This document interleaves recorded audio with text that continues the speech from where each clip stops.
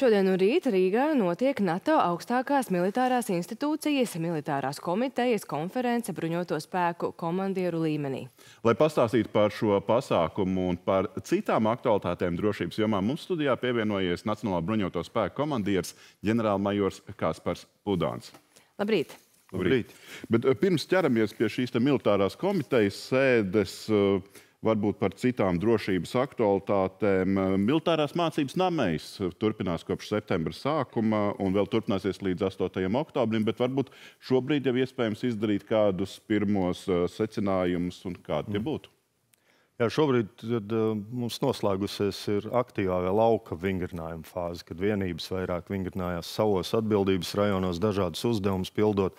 Kā es iepriekš minēju, mans galvenais mērķis, kādu es redzu mācībās Namejs ik gadu, ir vairāk visu šo dažādo vienību kopīga darbība, integrēšanās gan bruņoto spēku sastāvā, gan ar dažādiem citiem sabiedrotiem šeit pat Latvijā, mūsu dažādām drošības struktūru vienībām, pārbaudīt procedūras, bet pēdējos gados arī pārbaudīt varbūt tieši uzsvars arī uz kādām jaunām, gan tehnoloģijām, gan šīs tehnoloģijas kā pārvēršās jaunās rīcības plānos. Vēl jau sekos, protams, manu štābu izvērtējumu, vienības pašas vērtēs, ko, bet apmeklējot, skatoties, kas noticis šajās pēdējās 3 nedēļās vingrinājumus, tad es redzu, ka tiešām man ir liels gandarījums redzēt, ka jau arī zemākā līmenī ar vienu komandieru, to, ko mēs no viņiem sagaidām, spēja integrēt dažādas spējas. Tas nav tikai klāji vienā virzienā, bet viņi saprot, ko var prasīt no dažādiem apakšvienībām, kas viņiem tiek piedalīti. Varbūt ikdienā viņi ar tādām nedarbojās, ko no viņiem var sagaidīt, kādus efektus viņi var pienest, kā viņus pareizāk izmantot, kā ar viņiem runāt vispār, ko viņiem var paprasīt. Un tas ar vien vairāk pilnveidojas. Un tas ir tieši tas mūsu priekšrocība, ko mēs varam pār pretinieku iegūt, kad līderi jau arī zemākajā līmenī spēj pieiet daudzpusīgi. Tātad daudz, kur esmu minējis, tādu apvienoto ieroču šķiras pieeja ir tas mūsu risinājums, kā var pret masveidīgu pretinieku darboties. Tas ir varbūt viens. Otrs, tiešām tehnoloģijas.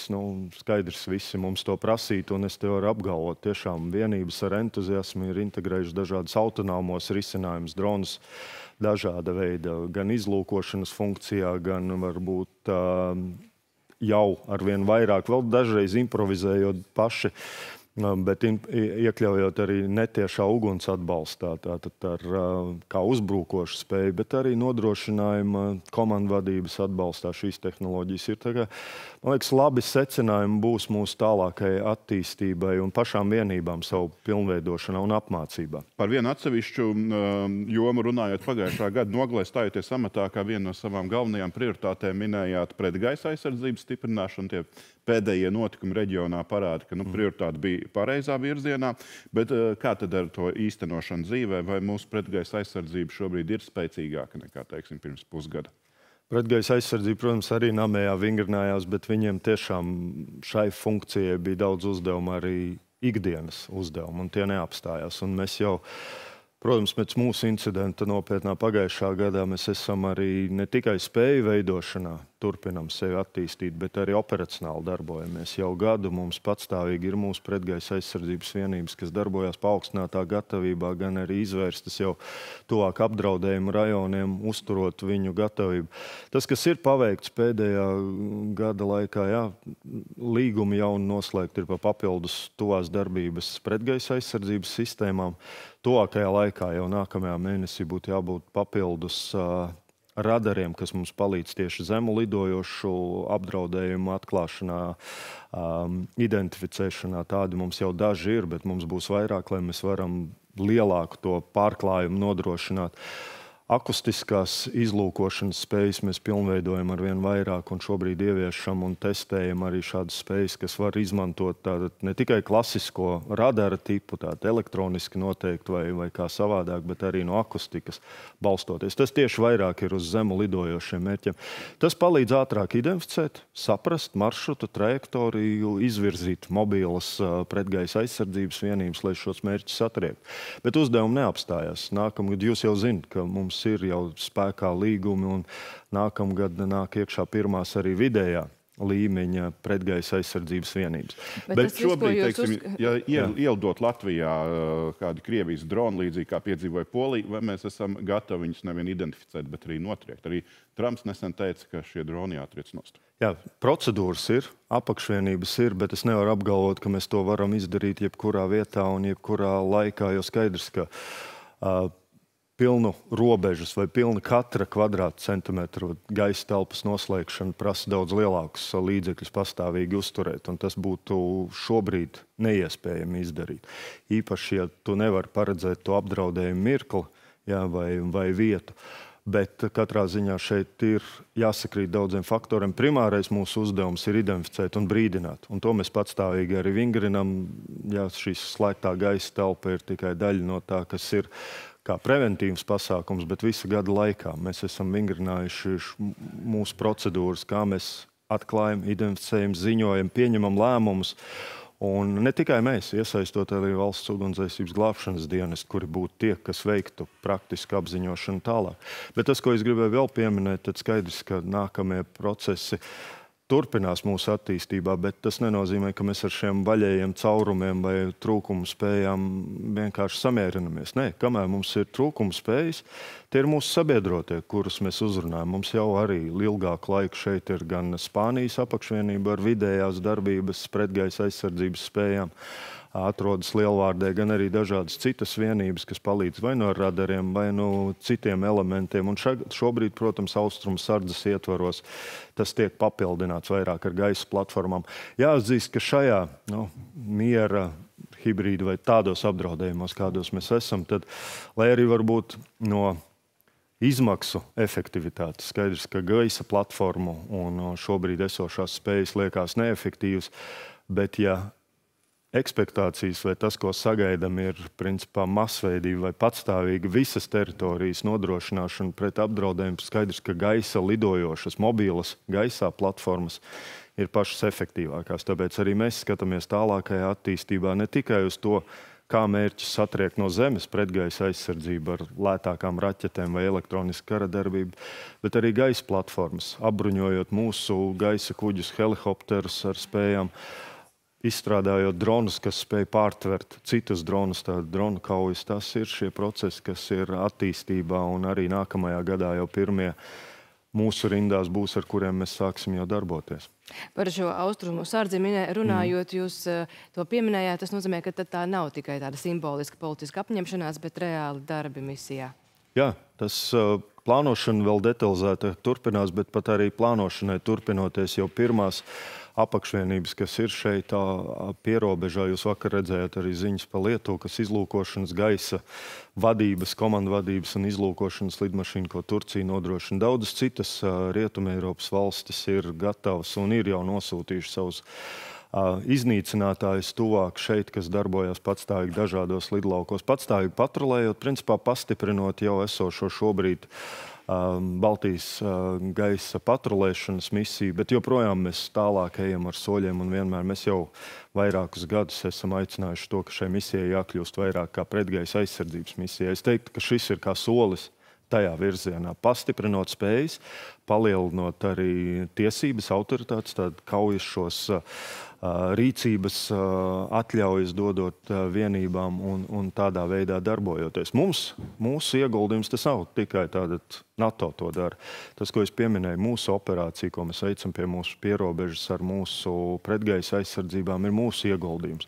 Mēs principā to redzam, ka tiešām NATO praktisks papildinājums mūsu spēju veidošanā, mūsu nacionālās operācijas apvienošana, daudzu valstu nacionālo operāciju apvienošana vienā sinhronizētā darbībā. Savukārt projekts Dronu siena gan šķiet tāds pieklusis, vai tomēr arī tur notiek virzība?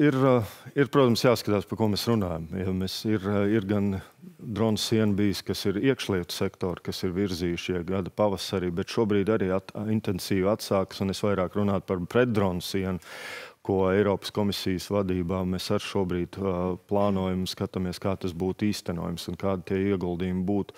Atkal jau vairāk ir koordinācija par dažādām nacionālām iniciatīvām un saku arī šajā gadījumā mūsu dažādās attīstības vai izpētes projekti, tāpat akustikas ieviešana, dažādas jaunās spējas būtu mūsu tie ieguldījumi, kurus tad mēs apvienot kopā ar citu valstu iniciatīvām.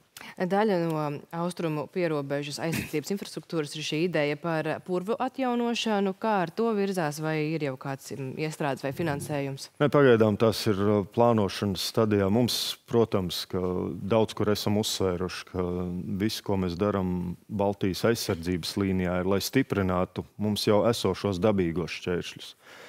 Mums jau Latvija ir priekšrocība ar to teritoriju, ko mums dod meži, ezeri, arī purvi, kā tādi, kas var palīdzēt aizsardzības operācijās. Baltijas aizsardzības līnija ir vairāk savienot šos dažādos dabiskos šķēršļus, nosedzot atstātos vaļā esošos koridorus, kur mēs tad varam iegūt laiku, samazināt pretinieku priekšrocības, tad viņa spējas izlemt par vietu, kur darīt, veikt savu uzbrukumu, savu agresiju par laiku. Visas darbības, ko mēs veiksim tagad, palīdzēs to darīt. Tāpēc šis, protams, arī viens no tālākiem jautājumiem, ko mēs turpināsim skatīt, izvērtēt, kur tādas iespējas pastāv, kur šāda purvu vide ir bijusi un skaidrs, ka tas palīdz noteikti tehnikas apturēšanā. Politiķi tikmēr šobrīd sākuši diskutēt par sieviešu iesaukšanu valsts aizsardzības dienestā. Aizsardzības ministrs ir par un tā kā rosina šo ieceri Saeimā, tomēr šķiet lielākā daļa ir pret. Jūsu kā militāra personas viedoklis, vai jāiesauc arī sievietes valsts aizsardzības dienestā? Skaidrs, ka sievietēm arī šobrīd ir iespēja iesaistīties brīvprātīgi dažādos veidos, un arī mēs redzam lielu interesi un atsaucību pēdējos gados.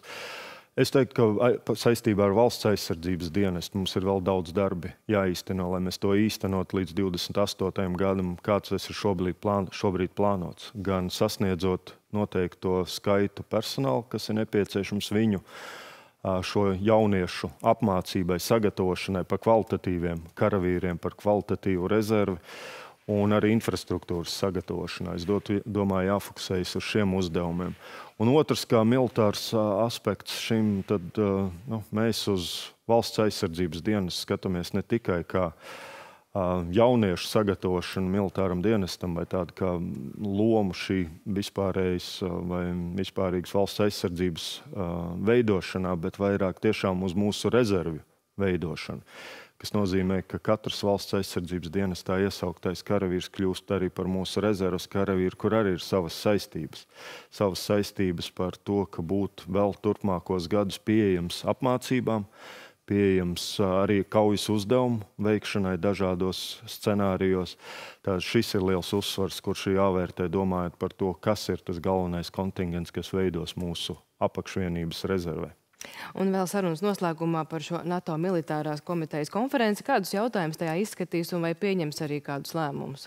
Pirmkārt, gribu uzsvērt, ka mums tiešām Latvijā ir diezgan liels gods šādu konferenci arī šeit rīkot. Šādi notiek vienreiz gadā, kas nozīmē matemātiski skaitam, tad nākamā varētu būt tikai pēc 32 gadiem vai vairāk, ja vēl kāda NATO valsts pievienojās.